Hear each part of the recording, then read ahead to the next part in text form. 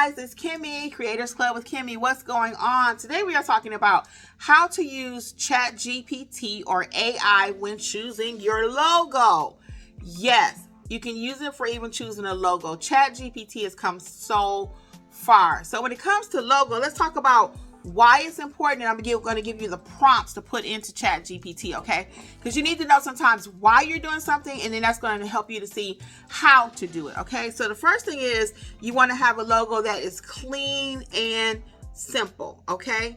You don't want it to be something so dramatic and so out there that people won't even recognize or understand what it is. You ever seen something you're like, well, what does that have to do with that? No, when people see your logo, it should match what you're selling. It should match what you're teaching.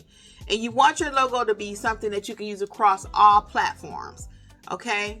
You want it to be something you can use across all platforms. I'm very big on making sure I can use the same thing on TikTok, same thing on YouTube, same thing on Instagram, okay? Because you want to keep it very clean and simple. And that's going to simplify your business plan too. We're going to talk about that in a future video. Choose like 2 or 3 colors. You don't need it to be a whole rainbow of colors. Choose some colors. And you can ask ChatGPT. I'm going to give you the prompt in just a moment, but you can ask ChatGPT to help you with the colors. So give me just a few minutes. Bear with me. You also want it to be a readable size, okay? Not too small. Not too small when choosing your logo. And you don't want to overuse Canva icons because things on Canva, everybody else is using it. Okay, so I'm not saying you can't use Canva because I use Canva for a lot of things. But just be sure that if you're going to use Canva, you put your unique spin on it, okay? And then you want to make sure that your logo is something that reflects your personality.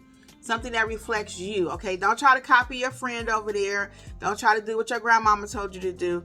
Do something that reflects your business, your brand. So now when it comes to ChatGPT, what are the prompts that you're going to be using? Because when it comes to using chat, it's all about those prompts, remember? So you're going to ask ChatGPT something like this. Create me a business logo that is clean, that uses 2 to 3 brand colors, that's very readable, that other people are not using, that not easily found on Canva, and that reflects my brand personality, which is fun, exciting, enthusiastic, or it may be modern, serious, educational. So you have to tell ChatGPT what you want it to do.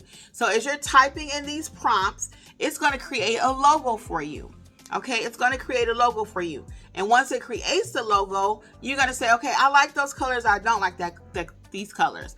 And even when it comes to colors, you may not know what to choose because that is a very hard thing to do. If you're not a designer, naturally, you're like, well, do I put blue with gold? Do I put blue with red? So some suggestions that I have, and when I was choosing my various logos for my business is, I asked ChatGPT. I said, Chat, what color goes nicely with blue and why? What goes with red?